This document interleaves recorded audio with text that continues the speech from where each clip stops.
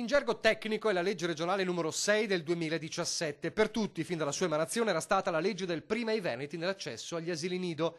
Preferenza per l'iscrizione al nido pubblico a chi risiede ininterrottamente o lavora da almeno 15 anni nella nostra regione.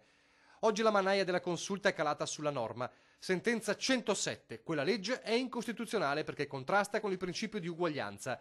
Nello specifico, secondo i giudici, un criterio irragionevole per l'attribuzione del beneficio, non essendovi alcuna ragionevole correlazione tra la residenza prolungata in Veneto e la situazione di bisogno o di disagio. Proprio alla funzione educativa del nido, la Corte ha osservato che è ovviamente irragionevole ritenere che i figli di genitori radicati in Veneto da lungo tempo presentino un bisogno educativo maggiore degli altri.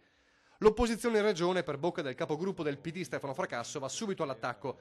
Già al momento dell'approvazione, dice, avevamo denunciato come questa norma, oltre ad essere sbagliata, fosse anche illegittima, ma il macigno da Roma trova subito una replica anche dal numero 1 di Palazzo Balbi.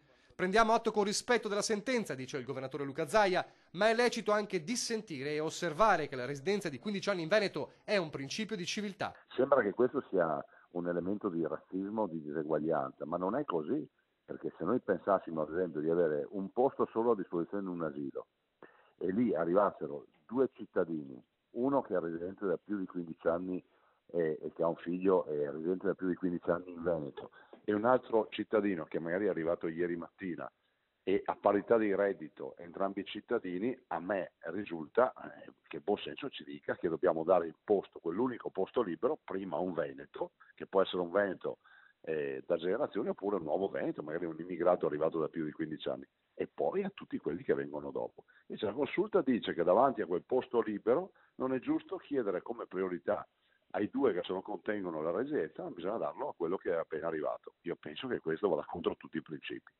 Insomma, dice Zaia, questa legge accusata di razzismo rischia paradossalmente di essere razzista proprio nei confronti degli immigrati irregolari che vivono da tanti anni in Veneto. Se vogliamo premiare questi 500.000 immigrati che sono qui da più di 15 anni, che si sono integrati in un progetto di vita, si sono comportati bene, contribuiscono alla formazione del nostro PIL, dobbiamo comunque dire che prima i veneti, cioè prima loro, prima i veneti che hanno almeno la residenza di 15 anni, e dopo quelli che arrivano, che sono arrivati ieri mattina o che arriveranno domani.